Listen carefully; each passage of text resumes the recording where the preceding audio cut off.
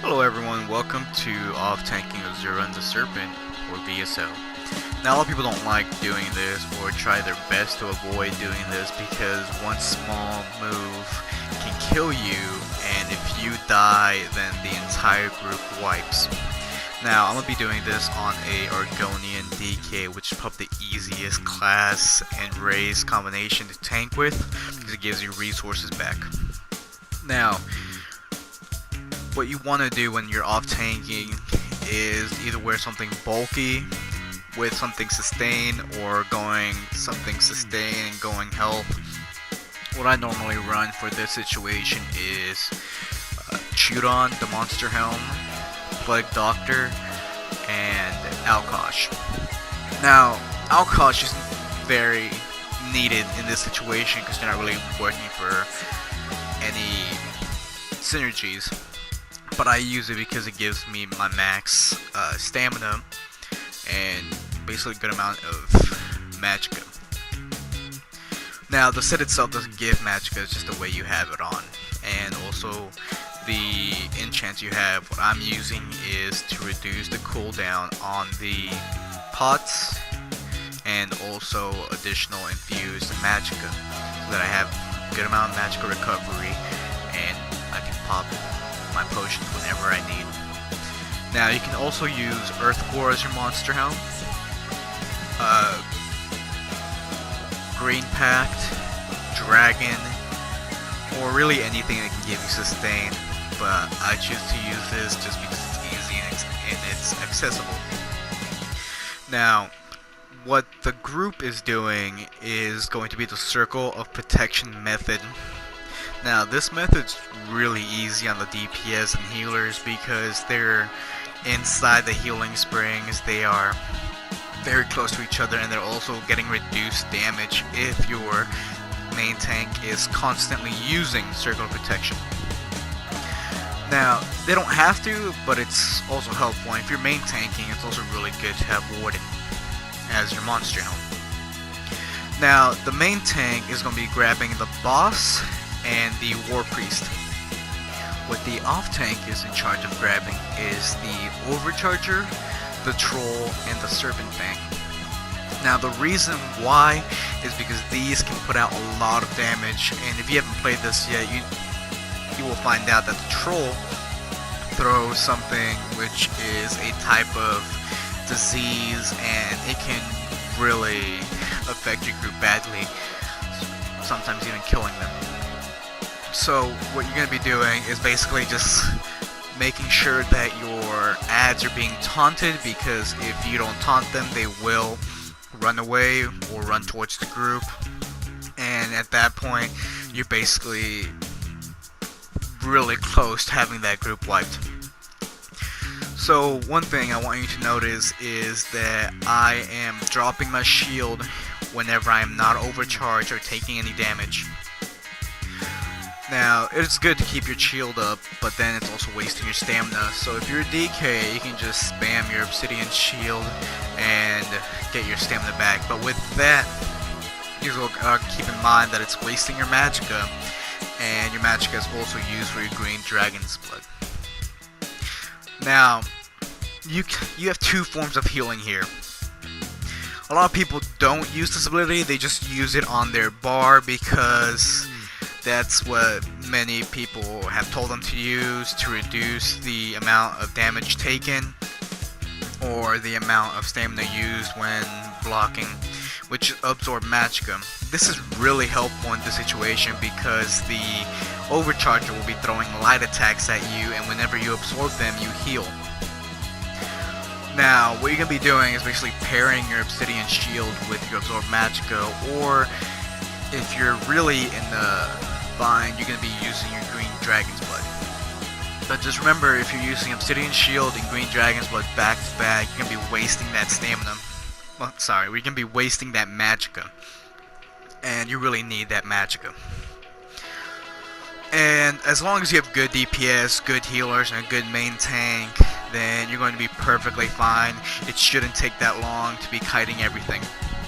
And you're not going to have a problem whatsoever. Just make sure you use your ulti and your tripods, or basically any pods, separately, because if you use them too close to each other, then you can run out of resources real quickly, and you just gotta make sure that you don't get nervous. And if you are knocked down by the rock that the troll throws, you will not freak out, and just don't get nervous. Make sure that you put all your experience into this and just keep a calm head.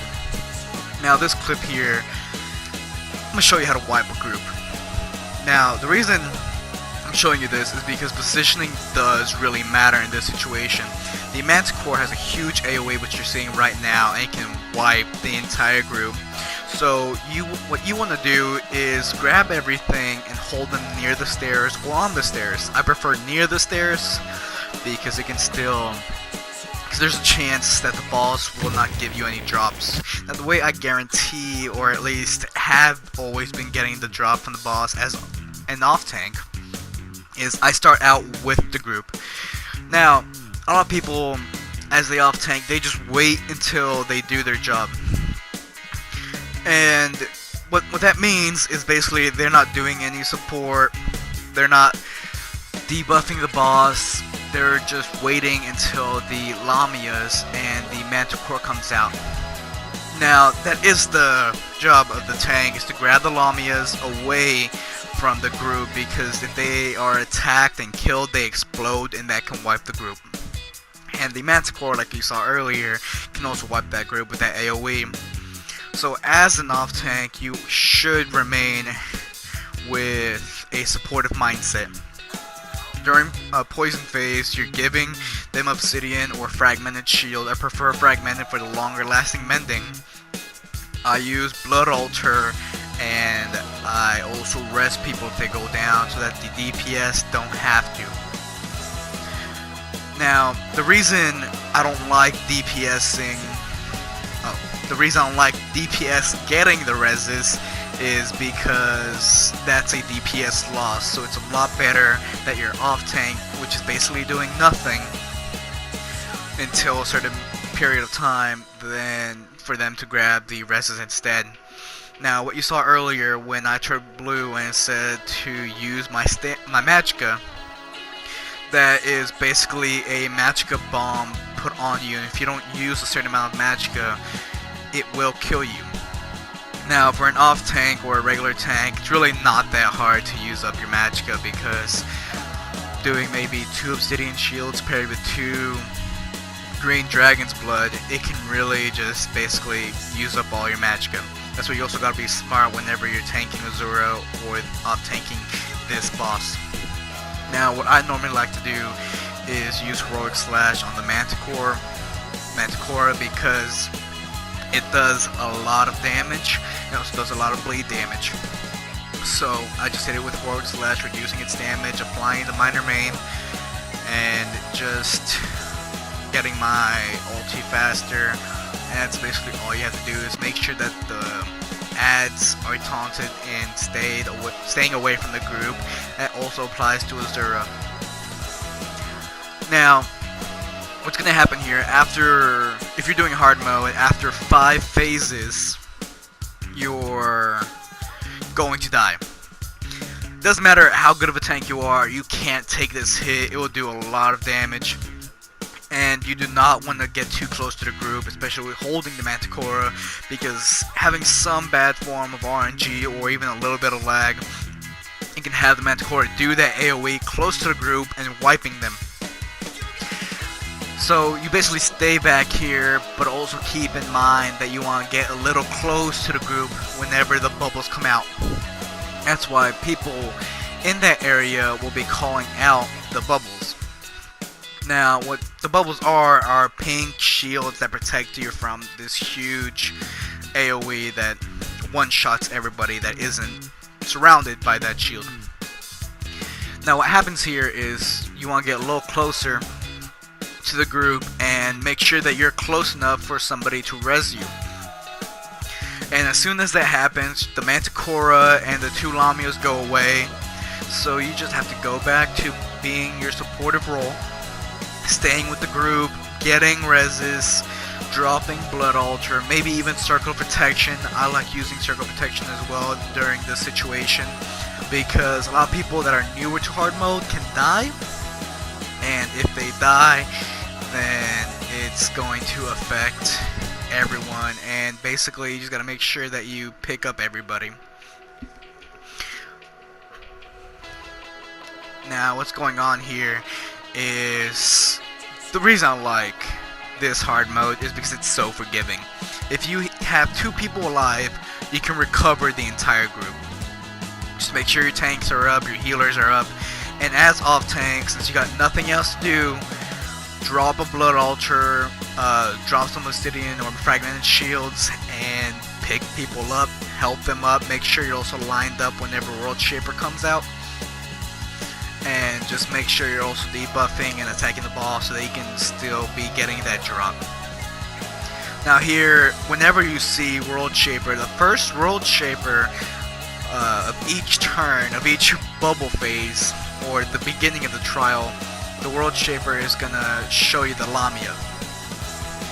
Now, what I mean by first World Shaper is the first time you get it in there. So, at the very beginning of the fight, there's going to be a World Shaper showing to the group. But then the second World Shaper of the beginning is going to summon those Lamias. But then after the pink bubble phase, you get picked up, you support your group, and then when they do the World Shaper, they are summoned again. So basically you're back to doing your off-tanking job, grabbing the Manticora, grabbing the Lamia, keeping them away from the group, and occasionally, depending on how your DPS is, if it's a little slower, you're going to get 2 Manticoras near the end. Now, that's a really interesting fight, because you're taking a lot more damage, but you can still sustain it. So you shouldn't panic when it comes to that situation. You are going to be able to handle it as long as you have over 25k resistance on each side. You should be perfectly fine. Have your CP set and have a good amount of health. I recommend having more than 35k health for these fights. It can be 36 or even 40, maybe even 50. Just make sure you also have a good amount of resources for your stamina and magicka. Now, like I said, this is a pretty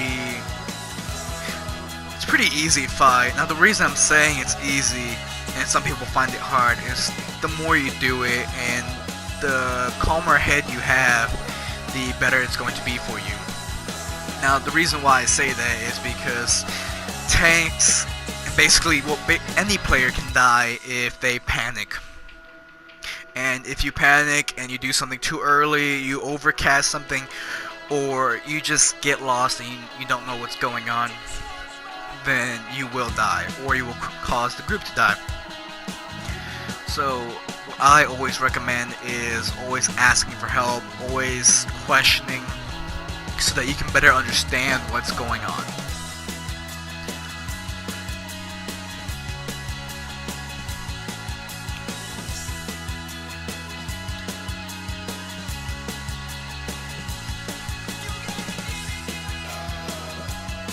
As you can tell here, a lot of tanks, they think they can take everything, and they just decide to stand in one place and see if they can take everything. You don't want to do that. That's why you want to kite around, and basically you can drop your block, you can kite around, you can make sure you're not taking that additional damage, because you don't have to.